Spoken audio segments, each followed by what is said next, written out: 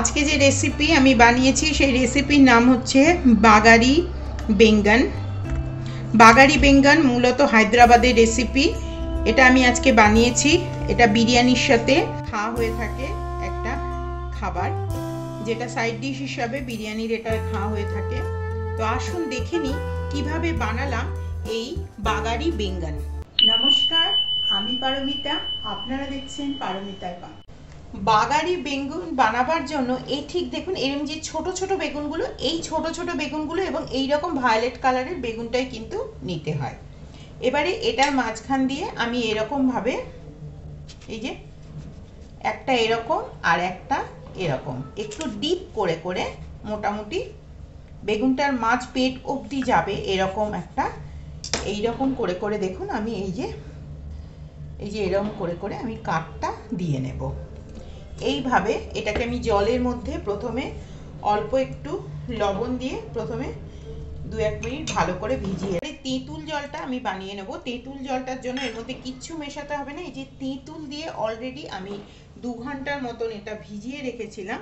এবারে এর সাথে আরও একটু জল দিয়ে আমি তেঁতুলের ভেতরের যে কাঁচটা আছে, যেভাবে তেঁতুল জল বানায় সেইভাবে বাগারি বেঙ্গন বা বাগারি বেগুন বানাবার জন্য আমি প্রথমে তার মশলাটা বানিয়ে নিচ্ছি। এই বাগারি বেঙ্গন কিন্তু হায়দ্রাবাদের একটি বিখ্যাত রেসিপি এবং এটা বিরিয়ানির সাথে খাবার জন্য রেসিপি। এটা বিরিয়ানির একটা কমপ্লিমেন্ট ফুড। তার জন্য দেখুন আমি মশলাটা একদম অন্য রকমের মশলা হয়। প্রথমে আমি এখানে দিয়ে দিচ্ছি একটু বাদাম। এই বাদামটাকে প্রথমে একটু নাড়াচাড়া করে নেব।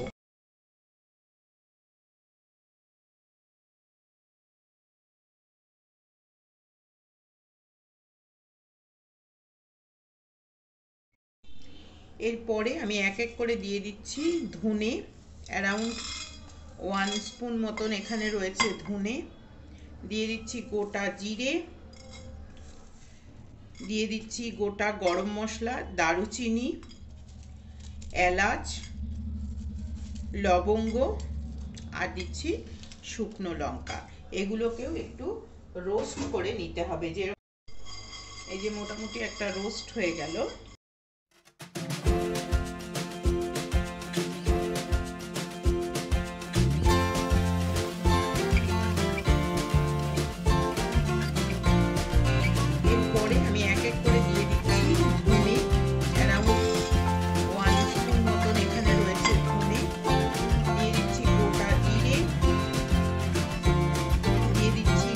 গরম মশলা, দারুচিনি, এলাচ, লবঙ্গ আর দিচ্ছি শুকনো লঙ্কা।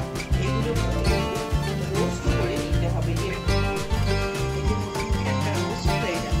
একটু সাদা তেল, খুব সামান্য পরিমাণে সাদা তেলটা লাগবে।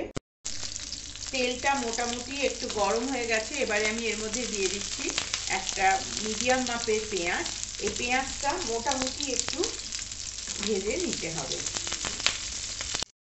মোটামুটি এরকম একটু ভেজে নিতে হবে। আপনারা যদি বেরেস্তা ব্যবহার করতে পারেন, কেনা বেরেস্তা বা এরকম বাড়িতে বানানো বেরেস্তা, সেটাও করতে পারেন। আবার এইভাবে একটু হালকা ভেজে নিলেও কিন্তু এটা চলবে। এটা খুব বেশি ভাজার কিন্তু ওই যতটা তেল ছিল ওই ততটা সমেত কিন্তু আমি ওখানে পেঁয়াজটা তুলে রেখেছি, কারণ ওইটা বাটার জন্য কাজে।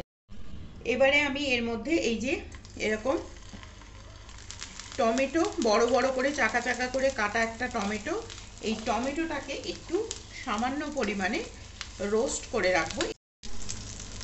মোটামুটি টমেটোটা একটা এরকম রোস্ট হয়ে যাবে, মোটামুটি এরকম একটু ওপরে হালকা হালকা ভাজা হয়ে যাবে। এই অবস্থায় আমি টমেটোগুলো তুলে রেখে দেব। এবারে মশলাগুলো আমি যেগুলো এই যে ভেজে রাখলাম, সেই সমস্ত মশলাগুলো আমি এই যে মিক্সির জারের মধ্যে সব একসাথে দিয়ে দেব। এরপরে দিয়ে দেব 1/2 স্পুনেরও কম একটু পোস্তর দানা। এরপরে আমি দিয়ে দিচ্ছি এর মধ্যে যে পেঁয়াজটা ভেজে রাখলাম, সেই যে তেল শুদ্ধ যে পেঁয়াজটা ছিল সেই পেঁয়াজটা, আর দিচ্ছি একটু সামান্য পরিমাণে তেঁতুলের একটু রস। এটা দিয়ে এটা খুব ভালো করে আমি একটা পেস্ট তৈরি করে আনবো। এই যে এইরকম একটা মিহি পেস্ট তৈরি হয়ে গেছে। অসম্ভব সুন্দর হয় এই পেস্টের ভেতরে যে মশলা সমস্ত দেয়া আছে, তার কারণে এই পেস্টটার অসম্ভব সুন্দর একটা অ্যারোমা কিন্তু বেরোচ্ছে। এবারে এই যে বেগুনগুলো ছিল এর মাঝখানে এই যে মশলাটা বানালাম, এই মশলাটাকে এর ভেতরে ভেতরে আমি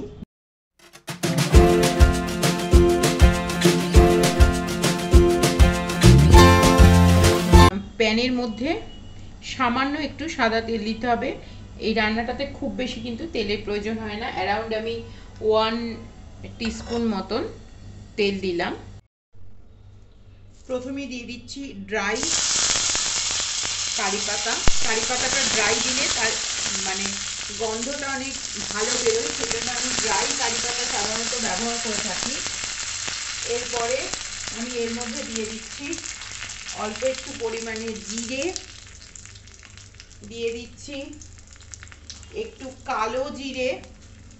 এর ফোড়নগুলো কিন্তু সম্পূর্ণ আলাদা রকমের ফোড়ন হয়, সেজন্য ফোড়নগুলো একটু খেয়াল করবেন। এরপরে দিচ্ছি আমি একটু মেথির দানা। এইগুলো কিন্তু আমাদের বাঙালি রান্নাতে যে ধরনের মানে ফোড়নটা দেয়া হয় সেই ধরনের ফোড়ন কিন্তু নয়, এটা কিন্তু সম্পূর্ণ আলাদা ধরনের ফোড়নে এটা রান্না হয়।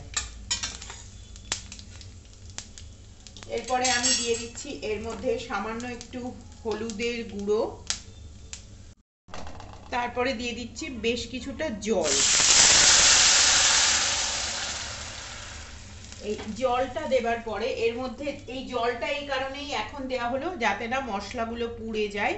এরপরে আমি এর মধ্যে দিয়ে দিচ্ছি একটু লঙ্কা, এর মধ্যে দিয়ে দিচ্ছি কাশ্মীরি লঙ্কার গুঁড়ো, এবং এরপরে আমি এর মধ্যে দিয়ে দিচ্ছি এই যে বেগুনগুলো, এই বেগুনগুলো আমি এবারে এর মধ্যে দিয়ে দেবো। এই বেগুনগুলো কিন্তু কোনো রকম ভাজতে হবে না, এইভাবেই দিতে হবে।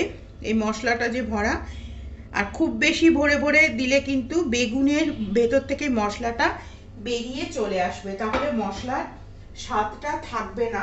এরপরে আমি এর মধ্যে দিচ্ছি এই যে মশলাটা বেটে নিয়ে এলাম, এই মশলাটা, এই মশলাটা কিন্তু সম্পূর্ণই দিয়ে দিতে হবে, এবং এই মশলাটাই কিন্তু স্বাদ দেবে এই খাবারটার। আপনারা যারা আমার ভেজ কোরমার রেসিপিটা দেখেননি, আমি বেল আইকনে লাগিয়ে দেবো ভেজ কোরমার রেসিপিটা, আপনারা ভেজ কোরমার রেসিপিটা দেখে নেবেন। ওটাও অত্যন্ত একটা সুস্বাদু খাবার। যারা আমার চ্যানেলটিকে এখনও সাবস্ক্রাইব করেননি প্লিজ সাবস্ক্রাইব করবেন, আর তার সাথে সাথে বেল আইকনটা বাজিয়ে দেবেন, কেননা যখনই আমি নতুন রেসিপি দেব আপনাদের কাছে পৌঁছে যাবে আমার চ্যানেলের ইনস্ট্যান্ট নোটিফিকেশন।